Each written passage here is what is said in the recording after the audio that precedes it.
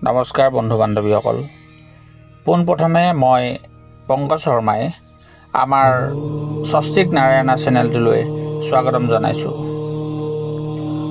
প্ৰিয় বন্ধু বান্ধৱীসকল, আমি সকলোৱে জানো বা দেখিছোঁ আমাৰ দেহত প্ৰত্যেকৰে দেহত সৰু সৰু কলা কলা কিছুমান দাগ থাকে, যাক আমি তিল বুলি কওঁ, আৰু তেনেকৈয়ে মাহ থাকে, তুলসী থাকে।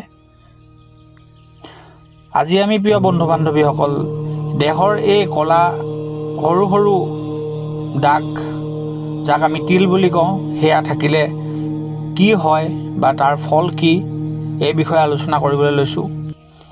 প্ৰিয় বন্ধু বান্ধৱীসকল, স্বস্তিক নাৰায়ণা চেনেলটো যদি আপোনালোকে ভাল পাইছে তেন্তে স্বস্তিক নাৰায়ণা চেনেলটি আপোনালোকে ছাবস্ক্ৰাইব কৰক, কাষতে থকা বেল আইকনটো ক্লিক কৰক। আপোনালোকৰ যদি কিছুমান অসুবিধা আছে তেন্তে আমাৰ কমেণ্ট বক্সত কমেণ্ট কৰি জনাব পাৰে, নিশ্চয় আপোনালোকে সমাধান পাব। এতিয়া আহিছোঁ আমি তিলতত্ত্বলৈ। বন্ধু বান্ধৱীসকল, কপালৰ আগফালে নাকৰ ওপৰত তিল থাকিলে দৈৱধন আৰু যশ লাভৰ সম্ভাৱনা হয়।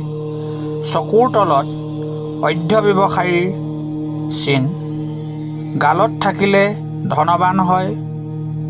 তলৰ আৰু ওপৰৰ ওঠত বিলাসিতা আৰু প্ৰেমিকাৰ চিন, কণ্ঠত থাকিলে বিয়াৰ পৰা ধন লাভ, বিশ্বাসী, ধৈৰ্যশীল আৰু ভক্তিমানৰ চিন। বুকুত সুস্থ দেহ আৰু ভাগ্যৰ পৰিচায়ক। সোঁকাষলতিত হীন বুদ্ধিৰ চিন। পেটত পেটুক, স্বাৰ্থপৰ আৰু পৰিচ্ছদ প্ৰিয়তাৰ চিন। বুকুৰ বিপৰীত ফালত নৃসিংহতাৰ চিন। সোঁবাহুত দৃঢ়দেহ আৰু ধৈৰ্যশীলতাৰ চিন। কপালৰ বাওঁফালৰ অৰ্থাৎ চুলিৰ ওপৰৰ দুখ আৰু অসৎ চৰিত্ৰৰ চিন। কপালৰ বাওঁফালত অপব্যয়, নিন্দা আৰু অখ্যাতিৰ চিন। নাকৰ বাওঁফালত নিৰ্ধনী, অপব্যয়ী আৰু মূৰ্খৰ চিন। বুকুৰ মাজত নোমযুক্তত বিদ্বান আৰু কৃতিত্ব শক্তিৰ চিন। সোঁ ভৰিত জ্ঞানীৰ পৰিচায়ক আৰু বাওঁ ভৰিত দুৰ্ভাগ্য আৰু দাম্পত্য প্ৰেমত সুখী হয়।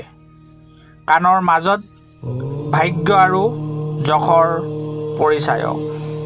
প্ৰিয় বন্ধু বান্ধৱীসকল, এনেধৰণৰ কিছুমান ভিডিঅ' পাই থাকিবৰ বাবে আপোনালোকে আমাৰ স্বস্তিক নাৰায়ণা চেনেলটি অতি মৰমেৰে আদৰি ল'ব বুলি আশা ৰাখি আজিলৈ ইমানেই।